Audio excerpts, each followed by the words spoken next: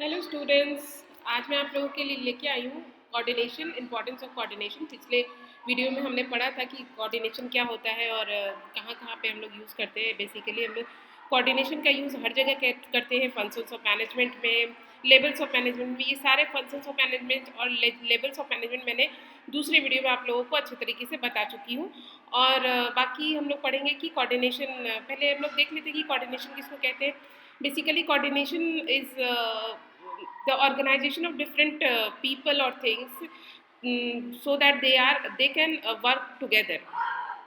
तो ये इसमें क्या होता है कि अलग अलग तरीके के लोग के बीच में कोऑर्डिनेशन की ज़रूरत पड़ती है ताकि वो लोग एक साथ काम कर सके और वो एक हार्मनी रिलेशन एक दूसरे के साथ बिल्डअप कर सके और ऑर्गेनाइजेशन में जो कॉमन गोल है ऑर्गेनाइजेशन का वो अच्छे से उसको अचीव कर सके। हमारा जो एम है ऑर्गेनाइजेशन का उसको हम लोग प्राप्त कर सके, वो कोऑर्डिनेशन का काम होता है। क्योंकि ऑर्गेनाइजेशन में क्या होता है ना कि डिफरेंट तरीके के लोग काम करते हैं, डिफरेंट बैकग्राउंड से लोग आते हैं, अलग अलग तरीके के सोच के लोग रहते हैं, अलग अलग तरीके के लोग रहते हैं, जिससे कोऑर्डिनेशन की ज़रूरत पड़ती है ताकि हम लोगों के बीच का रिलेशनशिप बहुत अच्छा हो और हम लोग मिलजुल के अच्छे से काम कर सके। बस यही इसका परिभाषा है कोऑर्डिनेशन का।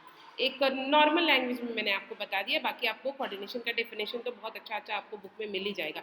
बाकी आगे देखते हैं हम लोग कि इंपॉर्टेंस ऑफ कोऑर्डिनेशन क्या होता है। इंपॉर्टेंस क्या होता है, ग्रोथ इन साइज। जैसे जैसे हमारा ऑर्गेनाइजेशन ग्रो करता है, यानी कि जैसे जैसे हमारा ऑर्गेनाइजेशन बड़ा होते जाता है, the number of people employed will be increased.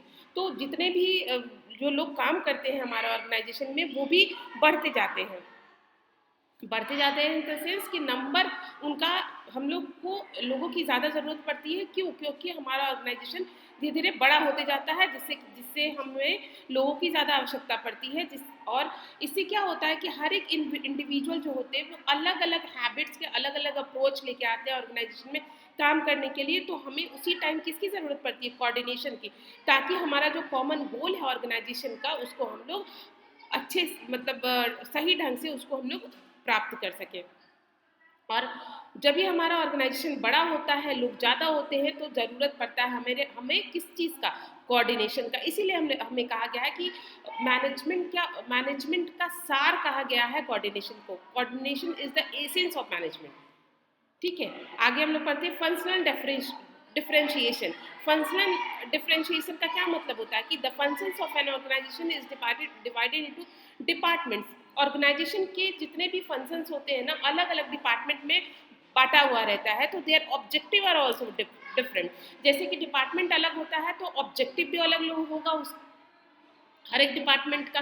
तो जैसे कि हम लोग सोच सकते हैं कि हाँ, मार्केटिंग डिपार्टमेंट, एक एग्जांपल लेते हैं कि मार्केटिंग डिपार्टमेंट का क्या ऑब्जेक्टिव रहेगा कि हम लोग ज़्यादा से ज़्यादा सेल वॉल्यूम हम लोग अपना बढ़ा सके। तो वो सोचेगा, मार्केटिंग डिपार्टमेंट का मैनेजर क्या सोचेगा कि अगर हम लोग कुछ डिस्काउंट दे देते हैं, लोगों को डिस्काउंट ऑफर कर देते हैं, तो हमारा सेल्स वॉल्यूम बढ़ जाएगा। लेकिन eight the same time finance department क्या सोचेगा, फिनेंस डिपार्टमेंट यही सोचेगा कि भाई अगर हमने डिस्काउंट दे दिया तो हमारा रेवेन्यू कम जाएगा। रेवेन्यू मतलब कि हमारा प्रॉफिट जो है ना ऑर्गेनाइजेशन का वो कम जाएगा। तो ये हम लोग ज़्यादा प्रेफर नहीं करेंगे, फिनेंस डिपार्टमेंट वाले लोग प्रेफर नहीं करेंगे कि वो ज़्यादा डिस्काउंट पे ध्यान दें। लेकिन मार्केटिंग डिपार्टमेंट वाले लोग का ऑब्जेक्टिव ये है कि वो ज़्यादा से ज़्यादा सेल्स को बढ़ाए, जिससे कि लालच देंगे कस्टमर्स को कि डिस्काउंट है भाई, आके हमारे प्रोडक्ट को लीजिए।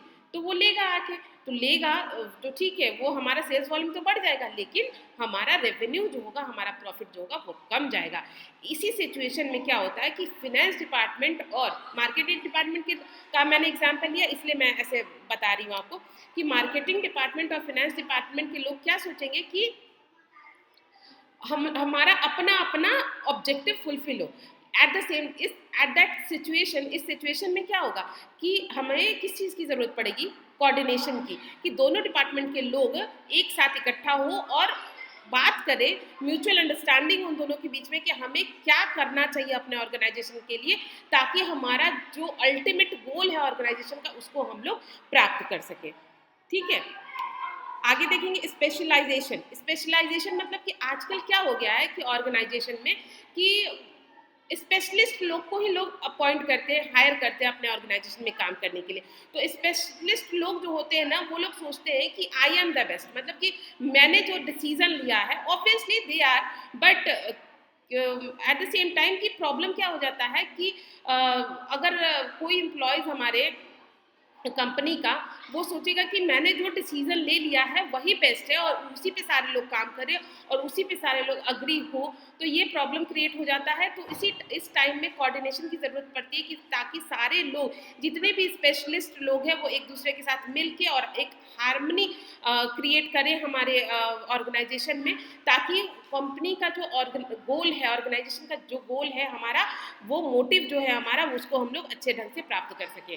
तो क्या हुआ, क्या हमने इसमें देखा कि स्पेशलाइजेशन में मतलब क्या, स्पेशलाइजेशन का मतलब क्या हुआ कि स्पेशलिस्ट लोग हमारा जनरली आजकल हमारे कंपनीज में, ऑर्गेनाइजेशन में अपॉइंट किए जाते हैं, और ये लोग सोचते हैं क्या, they are obviously they are well qualified, वो लोग अच्छे क्वालिफाइड रहते हैं, स्पेशलिस्ट रहते हैं। तो वो लोग सोचते हैं कि मैंने जो मैं जो एडवाइस दे रही हूँ वही बेस्ट है और सारे लोग उसी पे काम करें। तो लेकिन इस केस में क्या होता है कि सारे लोग अगर मिल के, अगर म्यूचुअल अंडरस्टैंडिंग से काम करते तो वो अच्छे ढंग से काम कर पाएंगे। यही स्पेशलाइजेशन का मतलब यही होता है। और बाकी आगे importance of coordination, importance of coordination क्या है, growth in size, functional differentiation, और क्या पढ़ा था हमने, स्पेशलाइजेशन। बस ये तीनों है, तीनों को मैंने डिस्क्राइब अच्छे ढंग से कर दिया है। अगर आपको कुछ नहीं समझ में आ रहा होगा तो मुझे कमेंट बॉक्स में कमेंट करके पूछ सकते हैं। अगर वीडियो अच्छा लगा होगा तो प्लीज़ लाइक कर दीजिएगा, चैनल को सब्सक्राइब कर दीजिएगा। Thank you.